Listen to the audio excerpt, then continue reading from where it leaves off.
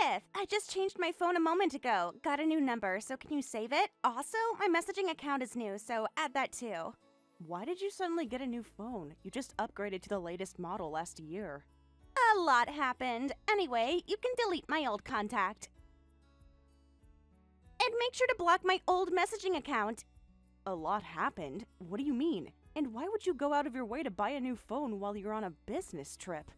I'll explain later. For now, I need to get back to work. Listen, just make sure you block that account, alright?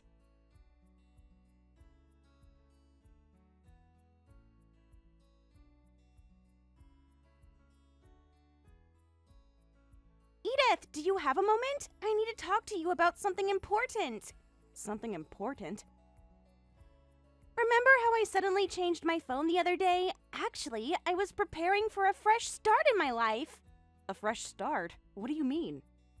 Don't tell me you're being transferred to another location for work.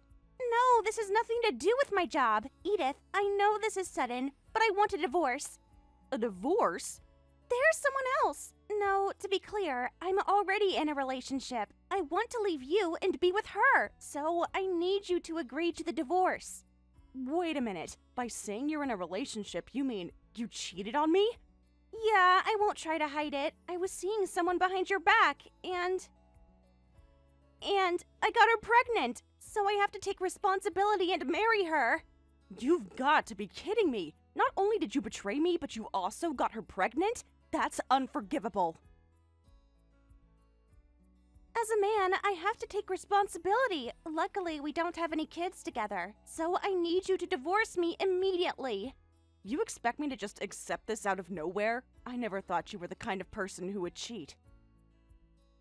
Sorry, but men are just like that. And now you're acting all smug about it? If I do agree to the divorce, will you take proper responsibility for your actions? Are you talking about alimony? Sorry, but I have no intention of paying you a single cent, so just sign the divorce papers and leave. Excuse me? A wife who gets cheated on is at fault. I didn't do anything wrong. That means I don't have to pay you anything. You've got to be joking! You're willing to take responsibility for your mistress, but not for me? If you won't do what's right, then I absolutely refuse to get divorced. Shut up! When I say we're getting divorced, we're getting divorced! Now be a good son and sign the divorce paper. Wait, son? What? No, I misspoke! I'm too excited about my future child, that's all. Anyway, you just need to divorce me. No alimony since I got someone else pregnant. Just sign the papers and keep quiet. My husband is sitting right next to me. What? Wait a second. Cam, is that you? You were pretending to be Dave and trying to make me agree to a divorce? What exactly were you trying to do? Why? How did you know it was me? Because you slipped up and called him your son. Plus, Dave is sitting right here, and he immediately guessed it was you. Why is my son there? He was supposed to be on a business trip in Florida. That's why I timed this perfectly and even got a new phone.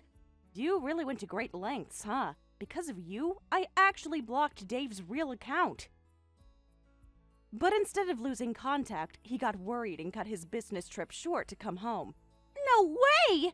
And we were just discussing it, trying to figure out who was behind this.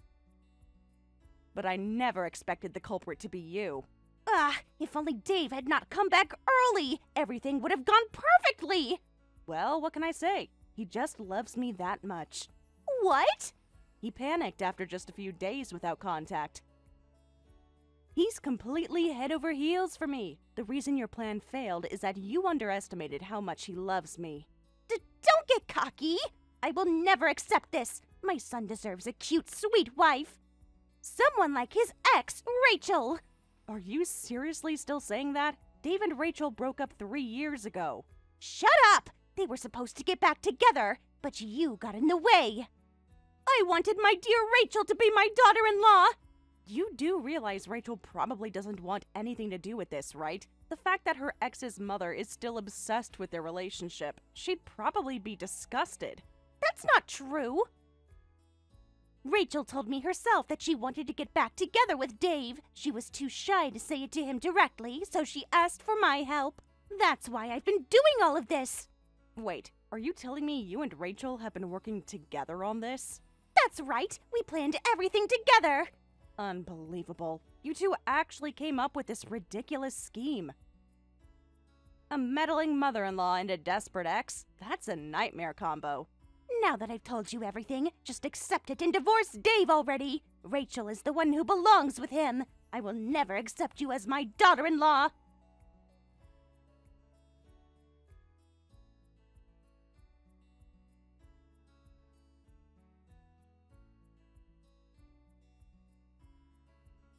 Fine, you don't have to accept me as your daughter-in-law. In return, I won't acknowledge you as my mother-in-law either. What?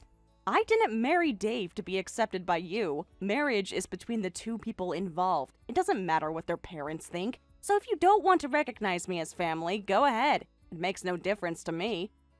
What's with this arrogant attitude? Even though I've made it clear I don't like you, you're acting like it doesn't affect you at all. Just so you know, Dave feels the same way. If I'm an arrogant wife, then he's an arrogant son. Don't be ridiculous. Dave is not arrogant. He's always been a kind, filial son. He only married you because he was confused. You won't be acting so smug for long. He'll definitely come to his senses and divorce you. That's enough, Mom! What? I feel the same way as Edith. If you refuse to accept her, then I have no choice. As long as you keep this up, consider yourself cut off from me. Dave? What are you saying? This is the only way. Otherwise, this argument will never end. If we can't see eye to eye, then we need to create some distance. A son cutting off his mother? No, I know what's happening. Edith must have forced you to say this. I know you would never abandon me. This is my decision alone. Edith is just as surprised as you are.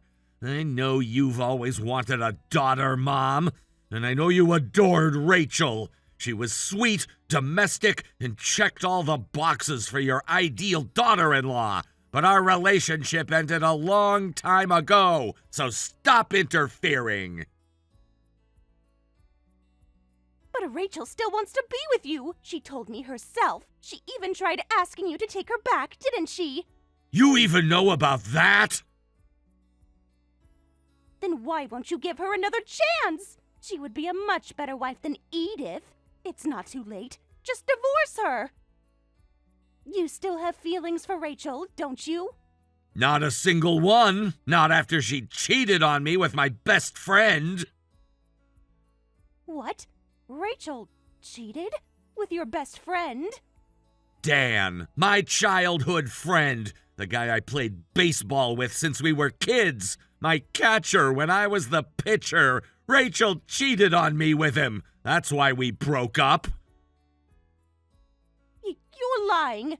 It happened at one of our baseball reunions. I got drunk one night, so I asked Rachel to pick me up.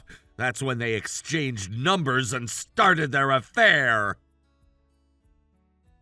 No way. Dan, of all people. You two were inseparable. Our families were even close. And Rachel, I can't believe she would cheat. And yet you still want me to go back to her? Are you really telling me to marry someone unfaithful? Edith isn't like Rachel. She loves me and only me. She's the person I feel the safest with. I have no intention of letting her go, and I never want to see you again. We're done here. And just so you know, I'm telling Dad everything. Wait! Don't ever try to contact us again. If you do, you'll regret it.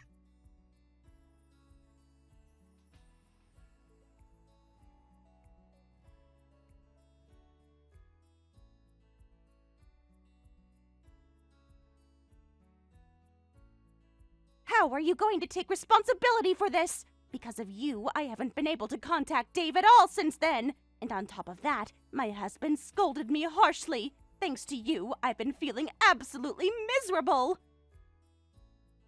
Huh? I don't see how any of that is my fault. This is entirely your own doing, so don't try to put the blame on me. You're just as insolent as ever. You could at least show some remorse and apologize. Rachel was kind enough to comfort me when I was crying my eyes out. Wait, are you seriously still hanging out with that cheating woman? Don't be so vulgar. Rachel didn't cheat because she wanted to. Dave is also at fault for making her feel lonely. What? When I first found out Rachel had cheated, I was devastated. But she didn't run away. She explained everything to me honestly. She didn't really want to cheat. But Dave was always busy with work, and when he had time off, he was always out with his friends. She felt lonely, and she wanted him to be jealous. That's the only reason she strayed. And you actually accepted that ridiculous excuse? She betrayed your precious son, you know? As a woman, I completely understand how Rachel felt. Even I have made mistakes when I was feeling lonely. When it happens under these circumstances, cheating is understandable, so it doesn't count. Hold on. Are you admitting to having cheated before? That's honestly disturbing. That's not the point right now. Listen, I'm not giving up. A cheeky daughter-in-law like you is not fit for my son. I will make sure Rachel marries him instead. If anyone is being cheeky here, it's Rachel. She got dumped, and yet she has the audacity to run crying to her ex-boyfriend's mother? Not only that, but she was the one who cheated, and now she's trying to weasel her way back in? As a woman, I find her attitude extremely off-putting. If she really wants to win Dave back, she should tell him to his face instead of scheming behind the scenes. If she wants a proper fight, I'd be happy to challenge her to a duel under the bridge.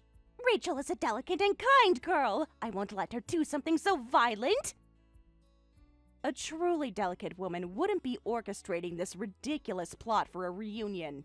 Regardless, I will make sure you and Dave get divorced. I won't give up just because of this. Oh, perfect. That's a solid confirmation. Let me take a screenshot and send it to my father-in-law. While I'm at it, I'll include your little defense of cheating as well. If this ends in divorce, well, that's out of my hands. Oh, wait!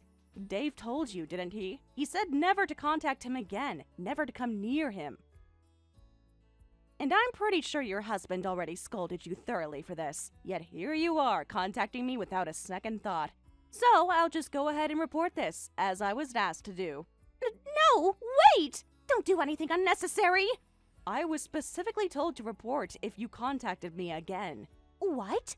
Oh, looks like I already got a reply from my father-in-law. He says he's going to pick up the divorce papers now. What? Here's what he wrote. I apologize for everything. At this point, I think the best course of action is for us to divorce and completely sever ties. If we do that, I will no longer be your husband, and you will no longer be Dave's mother. With that, you will have no reason to contact them ever again. No! Also, it seems like he already knew about the cheating. He wrote, "She doesn't even seem remorseful, so I have no hesitation about going through with the divorce." What did you just say? I wonder how much he actually knows. Maybe he found out a long time ago and just let it slide. You should probably have a proper conversation with him about that. No, I don't want a divorce. I'm already in my 60s. I've been a housewife my entire life. If I get divorced now, I'll be completely screwed. That's something you should discuss directly with my father-in-law. There's nothing I can do about it.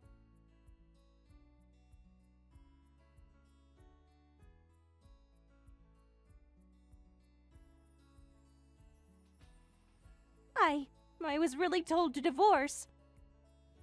Right after that, my husband brought me the divorce papers. He told me to sign them immediately. No matter what I said, he wouldn't listen.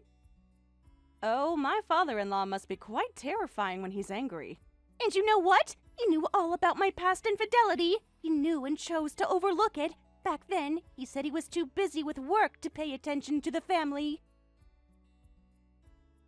He believed that if his wife cheated, it was because he wasn't around enough. He thought it was something that just happened.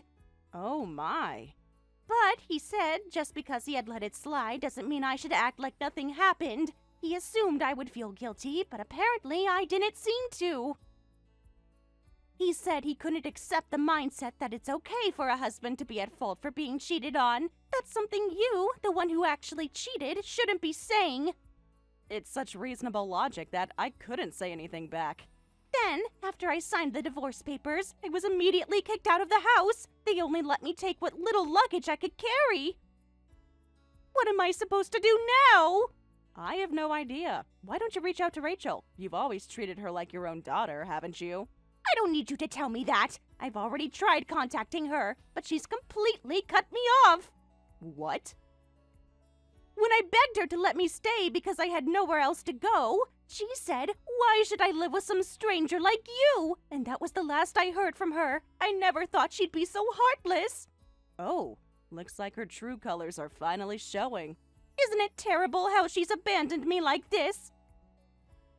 I've always been there for Rachel. I've been doing everything I could to convince my son to accept her. You even justified all her cheating, and now look at the result. I've been cut off by my son and told to divorce by my husband. All my struggles have been in vain. Please, Edith. I swear I'll accept you as my daughter-in-law now. I'm sorry for all the terrible things I've said to you in the past. I'll apologize for everything, so please help me out. What exactly are you asking me to help you with? First, I need you to help me convince your father-in-law. If you, as his daughter-in-law, ask him, maybe he'll cancel the divorce. And I want to make up with Dave, too. Could you help mediate between us? I'm sorry, Cam. I have to decline all of your requests. Why? I'm telling you, I'll apologize for everything I've done up to now. I've always been the cheeky daughter-in-law you've described me as, so I'm sorry, but even if you apologize now, I won't be able to forgive you. Well, wait, I don't know what to do. Well then, I'll take my leave. Don't worry, I'll make sure not to cheat, and I'll make your son happy. You can rest easy knowing that.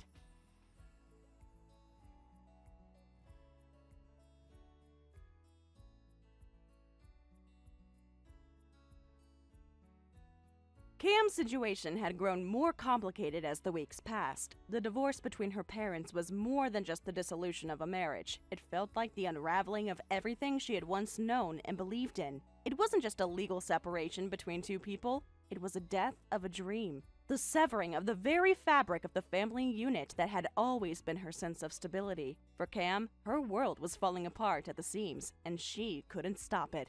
In her desperate attempt to salvage something from the wreckage, Cam had tried to appeal to her husband. She had tried everything she could think of to reverse the divorce, even resorting to the most humble and desperate of actions, begging on her knees. The scene was heart-wrenching, full of emotion, and marked by Cam's desperation to repair the damage that had been done. She had pleaded, asking her husband to reconsider, to give her mother a second chance, to somehow mend the brokenness that had overtaken their family. But her husband, with a coldness that she couldn't understand, refused to even acknowledge her pleas. To him, the decision had been made. He had already checked out, emotionally and physically. His mind was set, and Cam was left powerless in the face of it. No amount of pleading or begging would change his resolve. As soon as the divorce papers were signed and processed, the finality of it all hit Cam like a tidal wave. It wasn't just a legal document. It was the end of her childhood, the end of her perception of what family was supposed to be.